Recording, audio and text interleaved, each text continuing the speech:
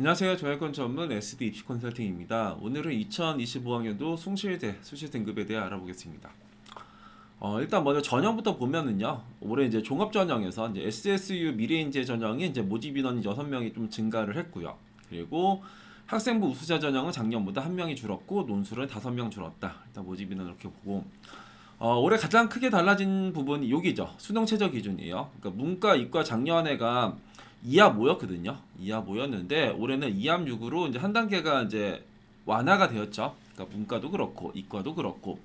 근데 이 문과 같은 경우에는 2024, 2025, 2026 계속 완화돼요. 이때가 2합 4, 2합 5, 2합 6. 그래서 이제 이때까지만 해도 4였고 그다음 5로 완화됐고 이제 올해는 이제 6으로 또 완화가 된다. 이렇게 보시면 될 것 같고. 학생부 반영 방식에서 이제 상경계열의 반영 비율이 달라져요. 그러니까 기존에는 국어 15에 수학 35, 영어 35, 이제 사회 15. 그래서 극단적으로 이제 이쪽에 수학 영어를 잘하는 학생이 여기 70을 줬는데 이제는 국어 비율이 조금 더 늘어나고 수학 비중이 조금 더 이제 줄어들었죠. 그러면은 뭔가 좀 메리트 있는 비율은 아니에요. 그러니까 극단적으로 이게 수학 영어를 잘하는 학생들을 이제 뽑을 거예요라고 했을 때는 이제 수학 영어를 잘하는 학생들이 막 썼을 텐데 이거 조금 내가 원래 되게 잘했던 거 조금 덜 반영하고 못했던 거 더 반영하니까 그건 뭐 크게 의미가 있어? 이제 이런 생각이 좀 들긴 하죠. 그러니까 아직도 여튼 영어 잘하고 탐구 못하는 학생들한테는 뭐 매력적인 비율이긴 하지만 극단적으로 수학 영어를 극단적으로 잘하는 친구들한테는 조금 이제 불리해졌다. 모집 인원을 보면은 이제 종합 전형으로가 이제 639명을 선발하고요. 그리고 이쪽에 교과 전형으로 436명을 선발하네요. 그러니까 종합을 조금 더 많이 선발한다. 교과 전형 인원을 보면은 되게 적어요. 뭐 국문 5명, 영어 14명, 내면 5명 막 이렇게. 문과에서는 그렇게 막 많이 뽑는 학과들이 거의 없어요. 이렇게 뭐 법학과, 경제학과, 글로벌 통상학과, 경영, 뭐 상경계열을 조금 더 많이 뽑고 인문계열 같은 경우는 거의 막 5명 내외로 이제 뽑게 됩니다. 이과 같은 경우는 그래도 조금 인원이 좀 있죠. 여기 보면은 뭐 25명, 18명 해서 뭐 거의 20명 내외로 뽑는 학과들도 있고 이 3명 뭐야? 물리학과는 3명 뽑네요. 3명 뽑고 그리고 건축학부의 실내 건축도 이제 3명 뽑고 이런 것들은 이제 좀 그렇고 그리고 자율 전공이 안 나왔네, 모집 인원이. 그러니까 이게 이제 전형 계획안이라서 자율 전공의 인원이 안 나왔는데, 일단은 자율 전공도 한 20명 내외로 선발하죠. 일단은 이제 종합 전형엔 서류 면접을 보는 거고, 면접이 50이라서 면접이 조금 이제 중요한 쪽의 대학이에요. 그리고 학생부 우수자 전형은 아까도 말했지만 요 비율로 그 학생부를 반영하면서 최저 기준은 2합 6이다. 2합 6인데 이과 같은 경우에는 이제 이쪽에 학생부 우수자 교과 전형에서는 수학이랑 탐구에 대한 그 조건이 있어요. 수학은 이제 미적 기하 중에 하나를 선택을 해야 되고 이제 과탐을 이제 응시를 해야 됩니다. 그렇지만 논술 우수자 전형은 작년이랑 최저가 동일해요. 작년에도 2하보, 지금도 2하보. 근데 여기서는 인문, 상경, 자연 이게 모두 수학이랑 탐구에 대한 조건이 없어요. 그러니까 학생부 우수자 전형, 교과 전형에서는 그 이과 같은 경우에는 2합 6이지만 수학과 탐구에 대한 조건이 이제 붙었지만 논술 전형에서는 그게 이제 붙지를 않는다. 이렇게 보시면 될 것 같고 여기서 논술도 이제 인문 계열이랑 상경 계열이랑 달라요. 출제 방향이. 그래서 여기 상경 계열은 이제 도표, 그리고 수식, 뭐 그림 이런 거 하고 이제 경제적 지식을 향한 뭐 계산 능력을 평가하는 거고 인문 계열은 그냥 일반적인 인문 논술이고요. 이렇게 보시면은 될 것 같고 마지막 학생부를 보면은 이제 문과는 이제 국수영사, 이과는 국수영과. 그러니까 요즘에는 대부분 국수영사과를 반영하는 대학들이 많거든요. 근데 아직까지 그러니까 숭실대는 이제 문과는 국수영사, 이과는 국수영과. 이과 학생 중에서 사회교과나 한국사를 못했으면은 여튼 생각해 볼 수도 있고 문과 학생들 중에서도 과학교과를 못했으면은 그럼 나는 과학을 빼야지라는 좀 대학이에요. 그러면서 반영 비율이 있다. 그러니까 문과 같은 경우 인문 계열은 국어, 영어가 35, 35. 그러니까 요 또 이제 요거에 또 메리트를 느끼는 학생들 분명 있긴 하겠죠. 난 국어랑 영어를 되게 잘해. 그러면 이제 다른 데는 이제 거의 이제 균등하게 반영을 하거든요. 그러니까 숭실대는 여기서 가중치를 주니까 나 숭실대를 쓰는 게 좀 더 좋겠구나. 나 수학이라는 탐구를 못해. 그럼 숭실대를 쓰는 게 좋겠구나. 옛날 같으면 상경계열에서 이제 수학 영어를 이제 35, 35를 줬었는데 이제 그 메리트는 조금 떨어졌고 이과 같은 경우에는 수학 비중이 높죠. 수학을 잘하면은 숭실대 했으면 좋겠다. 그러니까 국어 못하고 수학 잘하는 학생들이 숭실대를 지원하면 좋겠다 보시면 됩니다. 일단은 이제 문과 먼저 입결을 볼게요. 그러니까 그 작년에 숭실대는 그 원래는 2024학년도에 2합 4에서 작년 2합 5로 최저가 완화되어 가지고 입결이 좀 올라간 거라고 예상을 했었던 쪽의 대학이에요. 입결을 보면 제일 위에, 그러니까 여기 이제 평균으로 한번 볼까요? 평균에서 가장 위는 금융학부. 그리고 가장 아래는 누구야? 평생교육학과의 평균이 2.88이 나왔네요. 근데 얘 모집 인원이 아까 전에 2명인가 3명 선발을 했었거든요. 그러니까 그 모집 인원에서 뭔가 크게 내려온 것 같고, 대부분 얘네들의 문과의 평균 몇이었냐? 2.34였고, 7컷의 평균도 한 2.34였네요. 7컷에서 가장 위는 이제 정치외교, 행정, 요런 애들이 이제 저 위에 있는 거고, 가장 아래는 이제 평생교육, 불어불문, 중어, 중국이 2점대 한 중반, 이렇게 나왔네요. 그리고, 이과 같은 경우에는 평균에서 가장 높은 놈이 누구냐? 컴공이었어요. 컴공이 1.99로 가장 높았었고, 가장 아래는 누구였냐? 실내건축이 2.52. 얘도 아까 한 3명이가 선발했었던 애죠. 7컷에서 가장 높았었던 놈은 컴공이었고, 그리고 가장 아래도 이제 여기. 근데 이제 의생명 시스템이 원래 이쪽에 컴공이랑 소프트웨어랑 의생명이 이제 높은 쪽이 학과거든요. 그러니까 의생명은 여튼간에 생명 관련된 쪽도 이제 좋아하는 여학생들이 많으니까. 근데 점수가 좀 내려왔어요. 그래서 일단은 여기가 이제 점도표를 이제 보여주는데 이것도 조금 이따 볼 거고. 작년에 여튼간에 우리가 이제 눈여겨볼 만한 게 뭐가 있냐면 작년에 자율전공이라는 게 생겼죠. 여기에 자율전공 왜 안 나와? 여기 인문을 여기를 한번 보시면은 자율전공의 인문, 그러니까 작년에 여기가 이제 제일 높았네요. 그러니까 여기가 숭실대가 자율전공 인문을 가도 이과도 이제 선택을 할 수 있어요. 내가 저거 자율전공 인문을 가도 컴공을 선택할 수 있고 그런 식이었어요. 그러니까 뭐 이과 쪽으로 이제 원하는 친구들이 이제 했었겠죠. 그래서 여기 평균은 2.04가 나왔고 7컷은 2.13이 나왔어요. 그러니까 엄청나게 높은 거였는데 이제는 이게 2합 6이 되니까 우리가 이제 숭실대 컴공 이런 거 좋아하잖아요. 근데 내가 나는 이제 국어, 수학, 영어, 사회 여튼간에 이제 그쪽 라인에서 뭔가 조금 더 점수가 잘 나온다 하면 여기였었고, 이과 같은 경우에도 한번 보면은 그 자율전공이 어디냐? 여기선 좀 낮네. 여긴 좀 낮네요. 그러니까 문과는 거의 최고로 나왔고, 왜냐면 이제 문과의 자율전공은 그 이과 쪽으로 가고 싶어하는 이제 문과 학생들이 썼던 것 같아요. 그렇고 이과의 자율전공은 지금 2 정도의 입시 결과가 나왔고, 7컷 기준으로 한번 볼까요? 7컷 기준으로 봐도 아래쪽으로 나와 있네. 그러면은 우리가 이제 이런 생각을 하는 거죠. 이쪽에 자율전공, 그리고 여기 숭실대에서 좋아하는 쪽의 학과들이 이제 요런 애들이란 말이에요. 컴공, 소프트웨어, 이게 거의 투탑 정도가 되는데, 근데 이거가 점수가 높으면은 우리가 이쪽 들어갔다 가면 되는 거거든요.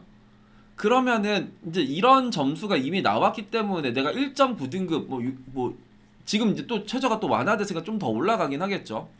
뭐 1.8등급, 1.9등급이 안 나오면 내가 이걸 못 쓰는 거냐, 얘네들을 못 쓰는 거냐, 이쪽 쓰면 되는 거잖아요. 그러면 어쩌다 보면 어느 시점에서는 이런 것보다는 얘를 쓰는 이제 수요들이 좀 생길 수도 있는 거죠. 그래서 올해 같은 경우는 이 자율전공이라는 게 작년에 거의 다 처음 생겼는데 입시 결과가 어떻게 나올지 이제 몰랐던 거예요. 근데 딱 나와 본 거죠. 2.17에 2.23, 나 컴공이랑 소프트웨어를 가고 싶은데 여기보다는 이거를 쓰는 게 조금 더 좋은 선택지가 되겠구나. 왜냐하면 이제 모집 인원도 뭐 자율전공이 조금 더 이제 많고 뭐 그럴 거예요. 저기 자율전공에 모집 인원이 안 나왔구나. 전형계획안이라서. 그래서 여튼간에 이 점수가 있는데, 여튼 이상한 놈들은 이런 거죠. 이 의생명 시스템은 아래쪽 입결이 아닙니다. 원래 위쪽에 입시 결과를 갖고 있어야 될 놈이 지금 아래로 왔어요. 숭실대에서는 이 점수 분포를 보여주는데, 일단 문과에서 볼까요? 아까 문과에서 입시 결과에서 3등급은 여기서 쓸 수가 있냐 보면은 그 2점대 후반이고 3등급은 쓸 수가 없겠구나 하지만 여기에 점도표를 찍어준단 말이에요. 3으로 쭉 보면 누가 살짝 걸리냐? 평생교육과가 거의 3에 걸치는 거고 글로벌 통상이 3에 살짝 걸쳤죠. 그러면 작년에 3 정도가 들어갈 수 있었던 거는 이쪽 평생교육이랑 글로벌 통상 정도에서가 이제 3등급 정도가 합격을 했었겠구나. 글로벌 통상은 작년에 입결이 어떻게 나왔냐? 글로벌 통상이 이제 요 점수가 나왔네. 2.41에 7컷은 2.42 이렇게 나왔지만 여튼간 성적 분포도를 보면은 여기 3등급까지도 합격을 했었구나를 알 수 있고, 이과 같은 경우에서는 이제 3등급 쭉 내려보면은 의생면 시스템이 요렇게 나왔어요. 그러니까 의생면 원래 요렇게 써야 되거든요. 1점대 중후, 그러니까 후반, 2점대 초반 요 학생들이 들어가는 건데 이 띄엄 이렇게 해가지고 여기 3점대 거의 초반 라인까지 들어갔어요. 의생명이. 그리고 3을 이제 그어보면 3이랑 근처가 이제 AI 융합이 3 근처까지 일단 들어간 학과가 AI 융합이고, 이제 다른 건 아니고, 그리고 자유전공 입문을 이렇게 막 이과는 이렇게 되게 타이트하게 뭔가 많이 들어간 상황이죠.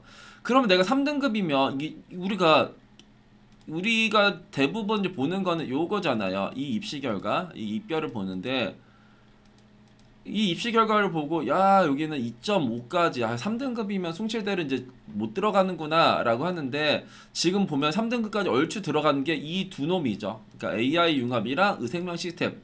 이거 2점대 초반이지만 거의 3등급까지 들어갔어. 이것도 2점대 한 초중반이지만 3등급까지 들어갔어. 나는 이 그래프까지 그 도표까지 봤기 때문에 나는 야 너네들은 야 이런 걸로 3등급 당연히 못 쓸 생각하지, 나는 이거 봐서 나 의생명이랑 저기 AI 한번 도전해 볼 거야 라고 생각을 한단 말이에요. 왜냐면 이게 되게 귀한 정보라고 생각을 해요. 아니에요. 이거 정말 다 보는 정보고, 그리고 이런 거를 보면서 이제 컨설턴트들도 이제 말하기 좋죠. 여기 의생명은 작년에 3등급이 들어갔습니다. AI도 3등급이 가까스로 떨어졌습니다. 한번 여기를 한번 상향을 한번 해보는 건 어떨까요? 어때요? 맞는 말인가요? 숭실대는 2025학년대도 이 점도표를 찍어줬거든요. 문과에서 3을 한번 이렇게 그어봅시다. 3 쭉 그어보면 이제 법학과가 3등급이 들어갔고, 행정 정치 외교가 3등급이 들어갔어요. 그리고 이제 글로벌 통상도 얼추, 그리고 이제 회계학과 벤처 중소. 그러니까 벤처 중소 회계, 그리고 여기 이미 제가 3으로 딱 보인 거는 법 행정 정치 외교였어요. 법 행정 정치 외교가 그러니까 3으로 일단은 이제 넘어간, 이 3줄보다 넘어간, 그러니까 법 행정 정치 외교로 한번 봅시다. 법학과 여기에요. 3등급 근처도 못 갔죠. 행정 여기에요. 3등급 근처도 못 갔어요. 정치외교는 여기에요. 그리고 여기는 조금 이게 이 두 놈이 좀 내려오긴 했지만 여튼간 3등급보다 훨씬 아래에 못 미치게 내려왔죠. 평생교육과, 이번에 평생교육과가 이제 그랬는데 그 전에 평생교육과는 어디 있었어? 대략 요 정도였었네. 요 정도. 여기서도 3으로는 못 들어가는 이 평생교육과에서 내려온 거죠. 작년 이과에서는 되게 특이한 놈이 이제 물리학과가 요 정도를 찍어줬고, 신소재공학이 거의 막 5등급 가까이가 들어간 게 신소재공학이었어요. 그리고 AI 융합, 그러니까 여튼간 이 두 개를 먼저 볼게요. 물리아랑 신소재공학. 그러니까 신소재공학, 야, 이거 나 4등급, 5등급도 들어갔구나. 야, 여기가 입시 결과는 작년에 그때 신소재공학과가 2025학년도에 신소재는, 아니 2024학년도지. 그러니까 이게 이제 평균이 나왔었어요. 2.75. 그러니까 지금 올라갔는데, 야 신소재공학과 평균이 2.75지만 야 성적 분포도를 보면은 야 4, 5등급도 지원할 수 있겠구나 라고 생각을 하고 이제 이런 걸 쓰면 이제 망하는 거죠. 무조건 쓰면 안 되는 학과예요. 그러니까 이런 거는 너나 나나 할 것 없이 다 아는 정보다. 그럼 이 신소재공학과랑 이 물리학과 이쪽 3등급 들어갔었던 학과는 어디로 가냐? 물리 1로 가죠. 와 2점대 한 중반도 떨어졌겠네. 신소재공학과 어딨어? 신소재도공학과도 이렇게 왔네. 그러니까 2점대 중반도 떨어졌겠네. 그 의생명 시스템은 어땠었냐? 그 전에 의생명은 여기 있었죠. 와 2등급도 어려웠었던 의생명이 이제 이렇게 갔어요. 그리고 아까 AI 융합도 한 요 정도까지 왔었는데 그 전에 AI는 어디 갔어? AI는 여기 있었어. 거의 2등급에서 뭐가 되네 마네. 그러니까 결국은 이거를 보고 이거 의생명을 써야지, 아니면 여기서 뭐 이렇게 뭐 AI를 써야지, 이런 거 이렇게 좋은 선택은 아니에요. 그러니까 작년이 올해를 100% 대변을 한다라고 하면은 너무 쉬워요, 입시라는 게. 그냥 거기서는 내가 3점대 초반이면 의생명 쓰거나 아니면 AI 쪽에서 뭔가 도전해보거나 이제 이러면 되는 건데, 그렇진 않다. 그래서 여튼 간에 이제 이런 점수에서 결국은 우리가 이제 반대로 생각해보면은 지금 내려온 게 어디야?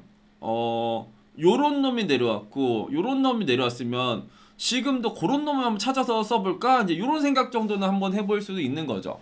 정말 타이트하게, 정말, 막 2점대에서 무언가가 딱 이루어지는 그냥 그런 것들이 있으면 거기에다가 상향을 차라리 하는 게 낫지. 이미 막 3등급이 이제 보여주는 그런 쪽에다가 쓰는 거는 좀 좋은 건 아닌 것 같고.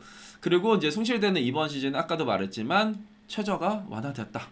문과든 이과든 다 완화됐어요. 그러니까 문과도 2하부에서 2합6으로, 이과도 2하부에서 2합6으로 이제 그렇게 완화가 되었으니까 입시 결과에 대한 변화가 이제 나오긴 하겠죠. 그리고 이게 그리고 이거 되게 쉬운 게 뭐냐면 이게 물리학과였죠. 아까 이제 인원은 되게 적었죠. 그러니까 물리학과가 인원 몇 명이었어.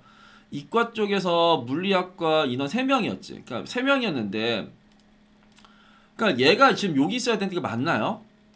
저 미쳤냐? 너 원래 아래로 가야지. 어디서 네가 컴공이랑 소프트웨어랑 손잡고 있냐? 네가 뭐 화공이랑 전자정보랑 네가 그 정도까지는 아니잖아. 너 내려와야지. 이제 이런 거 찾아보는 거죠. 이런 것도 당연히 이번에는 좀 물리학과가 눈에 좀 띄는 놈이 이제 물리학과인 것 같고, 그리고 이제 문과 같은 경우에는 그러니까 여기서 이제 밑에 있다고 의생명이나 기계나 막 이런 거 쓰면 안 돼요. 그리고 이제 문과 같은 경우에도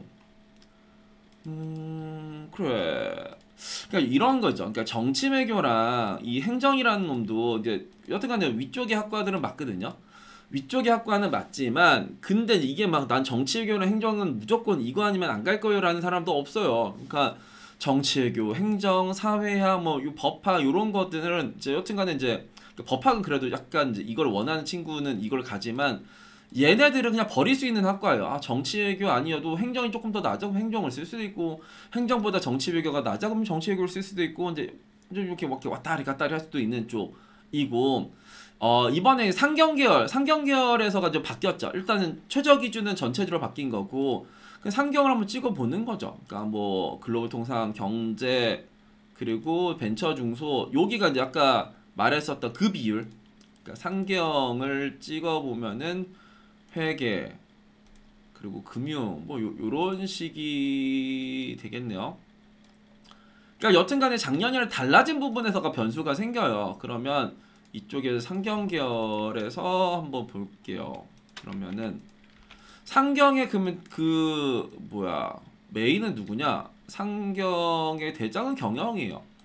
경영인데 여기를 한번 보면은 얘네들의 입시 결과, 그러니까 요 놈들을 한번 보면은 그러니까 우리가 이제 이런 점수가 이제 만약에 나와 있다면 어떤 거를 이제 쓰고 싶냐? 일단 기본적으로 이제 경영이 이제 대장이거든요. 그러니까 일단 대장이 2.23인데 대장보다 높은 요런 놈들 있죠. 그러니까 금융이랑 회계. 그러니까 여기 숭실대는 이게 뭐 여튼간에 금융학과 자체가 없으니까, 금융이랑 회계 자체가 이제 학과들이 별로 없으니까 그런 거를 좀 좋아하는 친구들이 쓸 수 있는 거 아니냐? 뭐 맞는 말인데, 근데 이제 인원 자체가 이쪽에 상경계열의 인원을 보면은 항상 여튼간에 얘가 이제 메인이긴 하죠. 그러니까 27명이고 금융은 7명, 그리고 회계는 10명인데 내가 여기에서 그러니까 뭐 당연히 학과에 대한 선호도를 내가 진짜 난 회계를 너무 원해, 나는 금융학부를 너무 원해 하면 뭐 쓰긴 하겠지만, 그래도 내가 합격을 조금 더 이제 가능성을 좀 높이고 싶어. 그럼 이제 모집 인원 많고 입시 결과가 어느 정도 좀 낮은 거, 그럼 얘네들이 좀 내려올 수도 있는 거예요. 금융회계 정도가 이번에도 어쩌다 보면 내려올 수도 있기는 하겠다. 그리고 이제 글로벌 통상 이런 건 좀 조심해야겠죠. 얘는 이제 반등을 할 수도 있는 정도의 학과 정도가 될 수도 있지 않을까. 그래서 내가 여기서 뭐 2.5등급이나 2.6등급이면 당연히 뭐 이런 것만 생각을 하겠지만서도 아니에요. 그러니까 그러니까 경영보다 높은 상경 계열은 항상 이제 변수가 있어요. 그러니까 경영보다 경제가 이제 입결이 높으면 경제를 상향 쓰는 게 좋고, 뭐 금융이랑 회계가 경영보다 높으면 금융이랑 회계가 내려올 수도 있지 않을까. 그리고 만약에 경영보다 이제 벤처 중소가 높다 그러면 내년엔 너구나 막 이렇게 생각을 하면서 지원을 하시면 되는 거예요. 그러니까 꼭 점수만 보고 이게 이 순서가 매년 요 순서가 되는 게 아니라 얘네들도 바뀌어요. 그러니까 얘가 올라가기도 하고 얘가 올라가기도 하고 얘네가 지금 올라왔지만 내려올 수도 있고 그리고 이번 시즌에는 여튼간에 바뀐 부분에서가 인문 계열은 그대로지만 상경 계열에서 수학이랑 국어의 비율이 바뀌었잖아요. 그러니까 수학은 좀 줄어들고 국어는 조금 올라간 케이스죠. 국어 15에 수학 35에서 국어 20에 수학 30이 됐으니까 작년 같은 경우에는 이제 극단적으로 국어 못하고 수학 잘하는 친구들이 썼을 텐데 이제 그런 상황은 아니겠다. 일단 그 상황은 그런 시점으로 보면은 입결이 원래 좀 내려가야 되는데 근데 이번에 또 변수는 뭐야? 그러니까 그 최저가 완화됐다. 그러니까 이것도 이제 조금 우리가 보수적으로 숭실대를 쓸 때 좀 보수적으로 써야 되는 거고 그리고 얘네들이 입시 결과를 공개했을 때 뭐라고 하냐면 진로 선택을 제외한 입결이래요. 그러니까 진로 선택이 들어가면은 진로 선택 포함된 내 점수를 보면은 내 입결에서 0.1, 0.2 정도가 올라가요. 그러니까 우리가 이제 진로 선택을 빼고 나의 단순 평균으로 한번 요거를 이제 지원할 때는 비교를 하셔야 실수가 없지 않을까 싶습니다. 오늘은 2025학년도 숭실대 수시 등급에 대해 알아봤습니다. 감사합니다.